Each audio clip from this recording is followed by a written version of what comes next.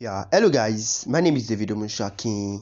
I'm a full stack web developer and also a tech enthusiast. So basically, I love technology a lot. All right, so I've been thinking of what I can bring down to my people today, and what came to my mind was the AI application I've actually been using. AI technologies I've been using, not really application, like the technologies I've been using that have been helping me a lot in my tech journey. All right, so I'm not actually bringing a specific one, so I'm just like trying to like say what the AI, like what they do. That's actually what I'm bringing today. So in the next video, I'm going to be sharing with you guys some technologies I've been using. That is an example of the AI technologies I've been using that actually be making me productive. All right, so the first one I'm going to be sharing is just like the virtual personal assistant. All right, like I said I'm not going to be sharing a particular one. I said I'm just going to be like sharing what's like the usefulness, how they work and everything, and the one we can actually be using. All right, so the virtual personal assistant, that is the virtual personal assistant, such as we all know Siri, we all know Alexa. Alexa is made by Amazon though. So and we know Google assistants. They use AI to understand and respond to natural language command, making it easier for people to interact with technology.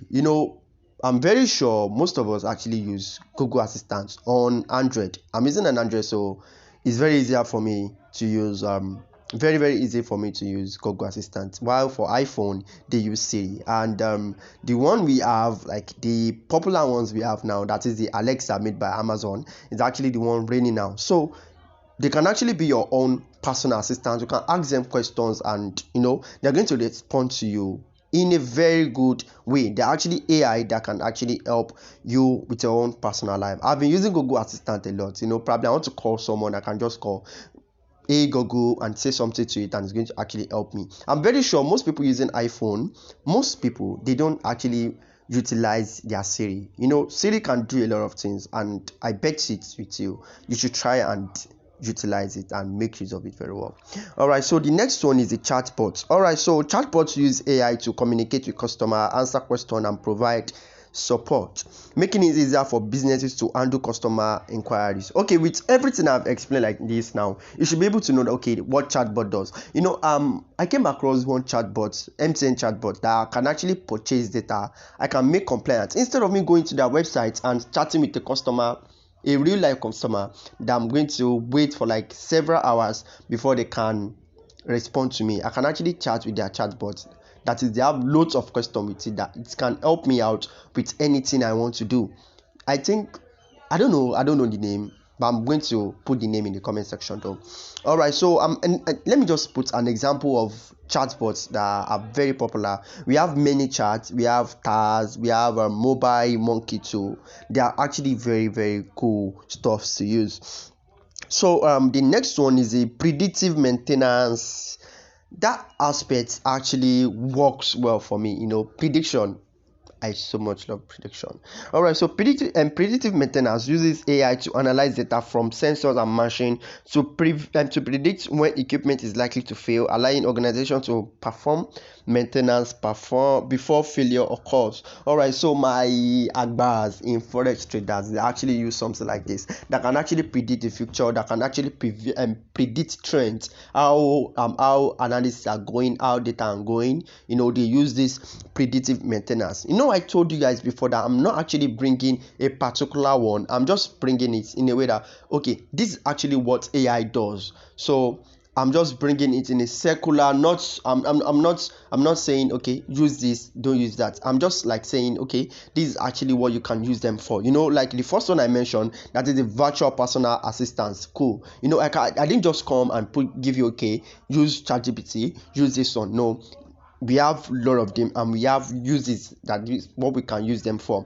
So we have the predictive maintenance, then we have the image and speech recognition. All right, cool. I know many people have been using this speech and image recognition. All right, so AI powered image and speech recognition system can help people with disabilities such as visually or hearing impaired, by allowing them to interact with technology in new ways. Okay, so iPhone actually has this particular technology embedded in their software, in their network. Yeah, I'm very sure of that because I've used it for someone before, because the person is actually virtual, I'm visually impaired, so I had to like go to the settings and do all of this. Well, if you want me to like do a video on how to set that for a visually impaired people, you can actually drop it in the comment section. So I'm going to make a video on how you can actually set that up. You know, you might be wondering, this guy is not using an iPhone, so how do you... Okay, don't worry about that one. I've actually learned a lot about iPhones too, because I was using one before, but you know, let me not go there. So let's continue with what we have. So the last one, that is the number 5, that is the recommendation system. Wow, this is actually one of the best that you can use. All right, so AI powered recommendation system, such as those used by Amazon, Netflix, and YouTube, uses data about user to suggest products or content that they may be interested in. Alright, so look at it like this now.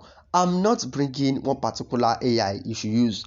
I'm just bringing, okay, this is actually what the AI does. You know, stuff like that. Look at it now. System recommendation system. So, ever wonder like you actually went to your Google to check about real estate. I mean, you went to Google to check about real estate, probably today, and by evening you went to Facebook, and then Facebook actually, it is not your normal feed to be seen on Facebook, but you just saw it and you saw real estate stuff. Do you get? So Facebook actually uses this recommendation system that will predict, okay, this is actually what my user is searching, so let me just push it out to the person, to the user. So YouTube too, you know, if you've been searching about technology for a while, you've been searching about spirituality and all, you know, YouTube, just when you go to YouTube, you see several videos. Cool. Those videos are actually collated by their own recommendation system. Alright, so if you've been doing research about technology for a while, you will notice that your own homepage, even if you refresh, is going to be based on technology. You might be seeing something like 5 tips on how to increase your something, you know, stuff like that. So you'll be seeing stuff like that. Alright, I hope I'm actually explicit enough to explain all the things I brought to you guys. Alright, thank you very much for actually watching. Please don't forget to follow me, and if you want more content on this, please hit on the notification bell so you get notified whenever I drop sweet and odd videos like this. Alright, so you guys can actually chat me up in the comment section so we can have a more discussion on anything you feel is not clear in part of, like, with all my 5 points, any of them that you feel is not clear to you, you can actually come to my comment section. You can actually put something there. I'm going to respond to you guys ASAP. Alright, thank you very much.